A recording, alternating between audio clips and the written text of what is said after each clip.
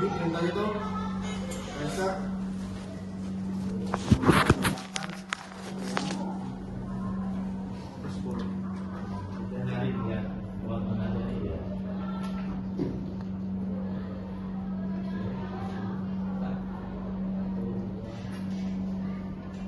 jadi karena ini langsung aksesnya nerima internetnya ke akses point, jadi dia cuma satu doang. Kecuali yang tadi kakak bilangin kalau isinya itu mau mapping ke tujuan melewatin beberapa router. Nah, jadi dia nampilin di situ IP mana aja yang dilewatin.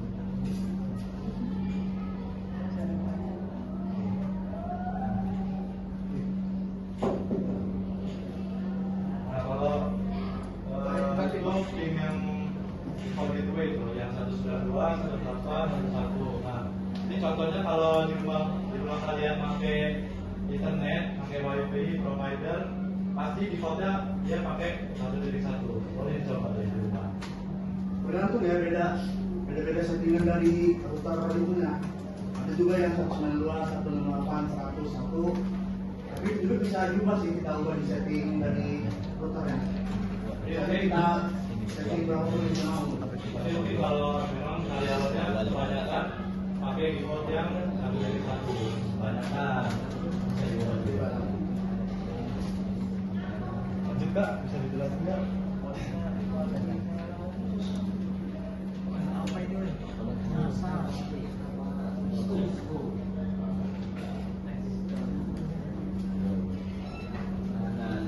Kita masuk ke subnetting. Jadi di sini kita yang pertama itu pengenalan subnetting atau pembagian jaringan. Belum masuk subnetting? Sudah tahu barang itu nggak apa belum? Apa mau? Oke deh, kita mulai dari pengertian subnetting itu sendiri. Ada yang tahu nggak? Cuci tangan ya Bang.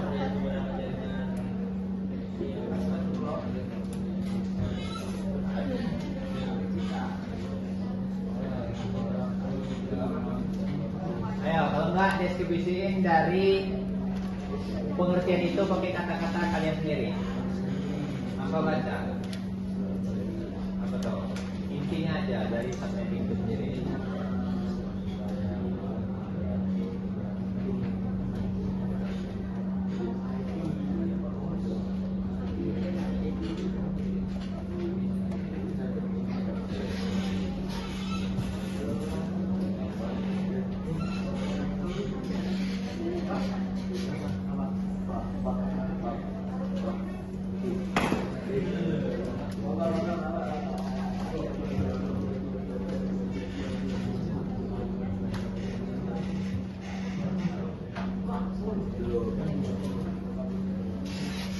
Jawab nih.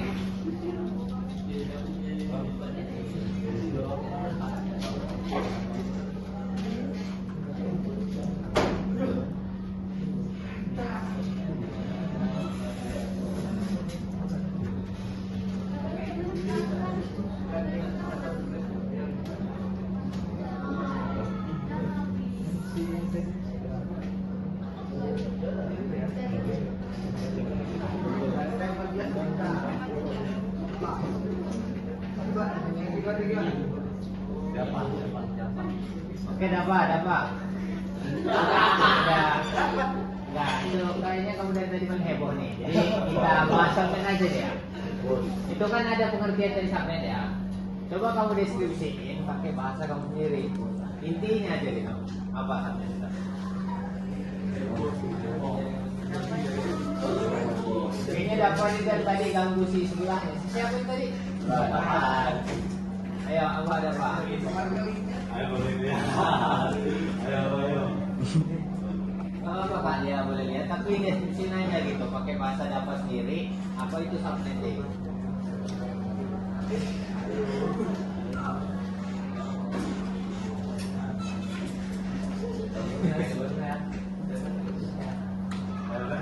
Udah masuk nih, udah belajar kan?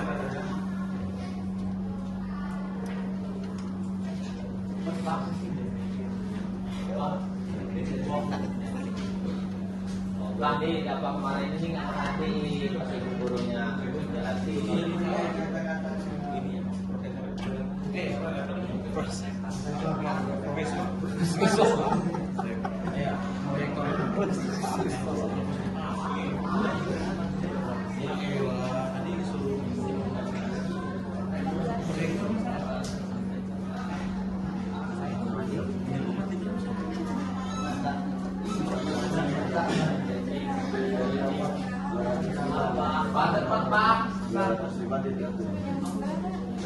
bisa bantuin apa nggak? Gimana?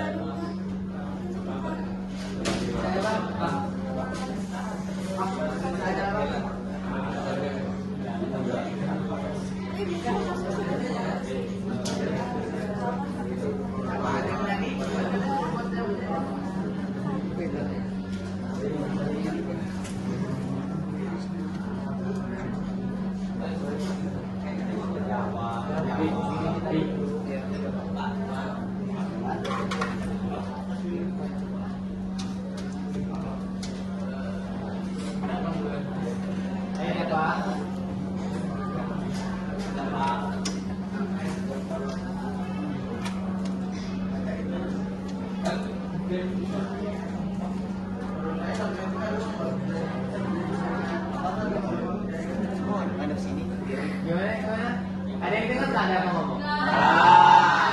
Ada yang dengar. Subnetting menurut saya adalah membagikan suatu jaringan besar menjadi jaringan kecil. Ya betul. Nah, jadi kan subnet itu adalah cara dia itu membagi satu jaringan besar itu menjadi kecil. Kenapa gitu? Jadi supaya yang pertama itu lebih teratur, yang kedua lebih aman, dan yang ketiga tidak boros IP.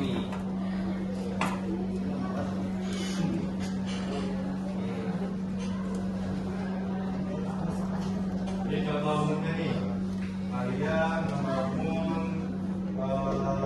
topologi PC.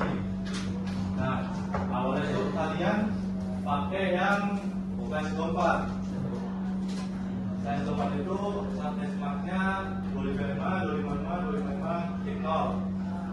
Nah, hostnya dia dapatnya 254.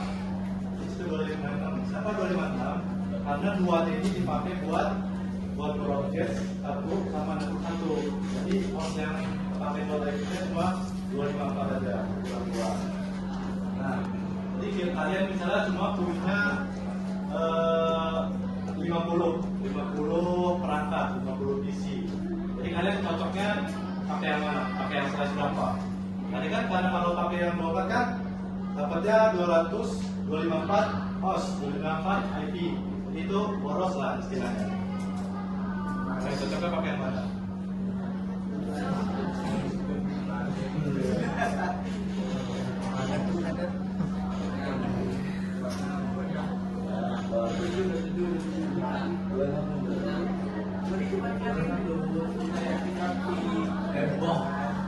Dapat dapat berapa dapat? Dapat cinta.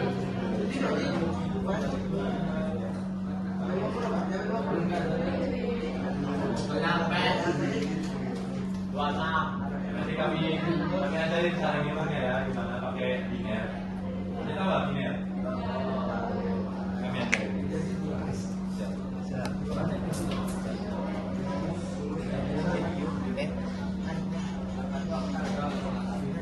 Apa tuh?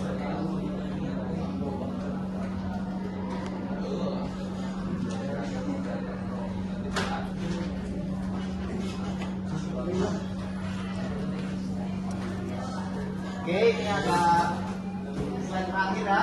Jadi slide isi data. Yang pertama itu ada unit case. Yang tahu lah unit case apa? Nggak tahu. Belum belajar ya? Belum. Baru. Oke.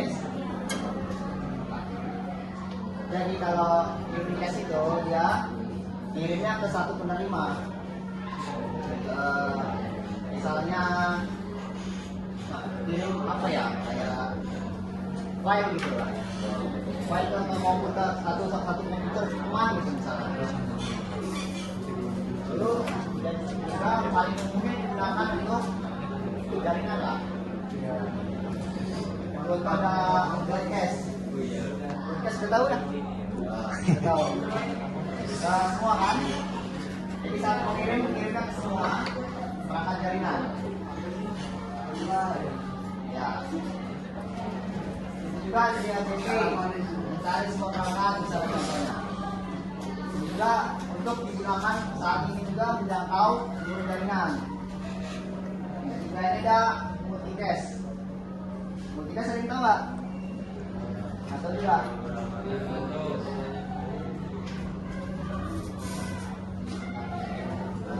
Jadi ya multicast ini satu pengirim ke beberapa perangkat gitu. Yang misalnya perangkat tertentu lah. Contohnya itu ada stream video gitu ke banyak peserta webinar via Zoom gitu. Yang kedua ada lebih efisien lah dibanding broadcast. Dan ada tambahan. Ada yang tahu cara kerja broadcast nggak sih? Ada yang tahu nggak?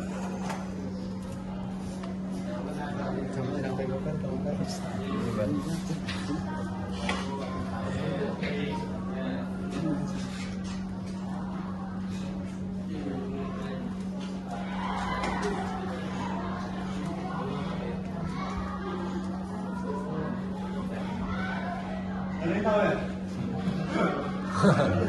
Sangar bener sih.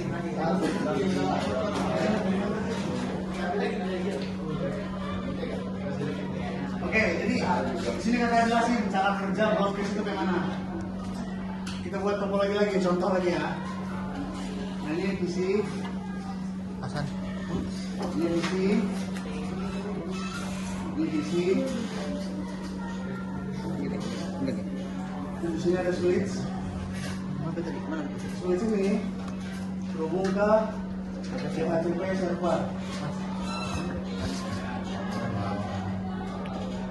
Nah, misalkan PC yang ini mau minta DHCP, mau dapat IP DHCP ke perangkatnya, dia menggunakan broadcast. Caranya, dia ngirim paket ke sini, sebanyak apapun itu, nanti disebar sama dia paket itu. Ada yang paketnya ke sini, ada yang paketnya ke sini, ada yang paketnya ke sini. Nah, karena di sini kan isi ya, bukan DHCP server. Di sini juga bukan DHCP server. Yang DHCP server di sini, otomatis paket yang nyampe ke sini balik lagi ke dia, sini, baru PC-nya. Udah itu baru PC-nya dapat DHCP server. Jadi cara kerja broadcast itu kayak gitu. Dia itu paket itu nyebar ke jalur manapun itu, ke bawah, mau ke sini. Misalnya di sini ada tambah lagi, misalnya ada router, dia tetap ke sini juga jadi paket kan. Tapi karena di situ bukan DHCP server, akhirnya udah paket itu berhenti aja di sini. Di sini juga ke PC, paket itu berhenti. Di sini juga. Kecuali kalau ke DHCP server, nah dia paketnya bakal balik lagi ke jalan dia sebelumnya. Sini baru ke isinya. Di cara kerja broadcast itu gitu, nyebar paket ya.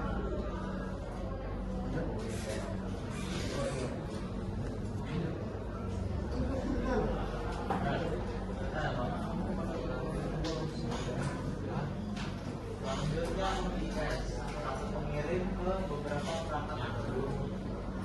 Ada yang nyambung dari pengirim ke beberapa perangkat. Ini sederhananya, misal kalian guru, kalau multicast itu kalian cuma mau ngirim ke murid satu, misalnya murid kalian guru, kalian cuma mau ngirim paket itu ke saya. Itu multicast. Kalau broadcast itu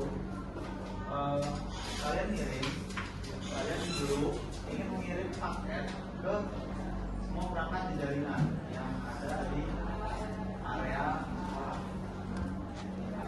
Kalau multicast itu kalian dulu untuk mengirim paket itu ke beberapa siswa. Kayak kalian mengirim paket ke kelas khusus kelas TKJ 11. Itu multicast.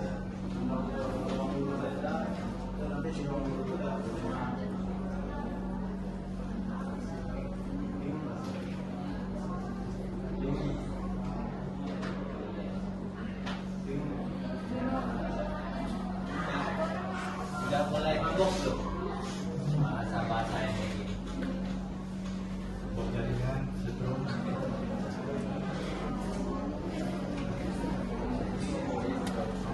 kencengin kak.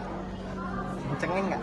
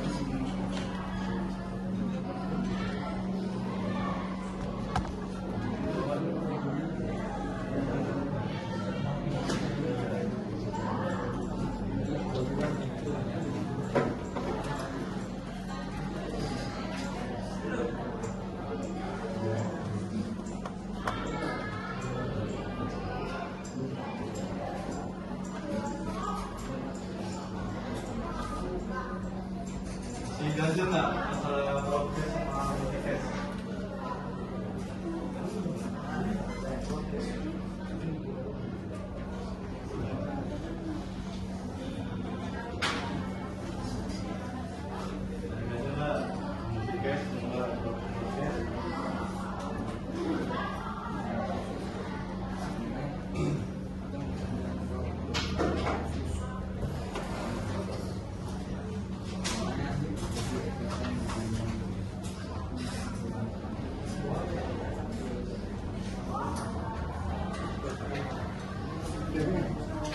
Kencing. Mana-mana di mana?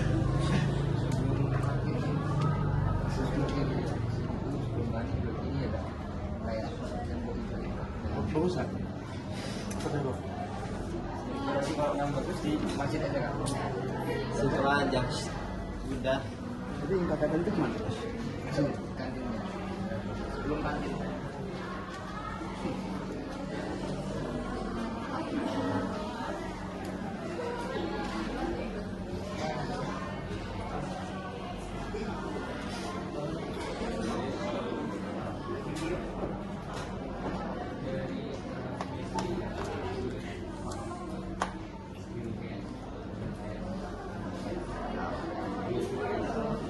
Big, big, big.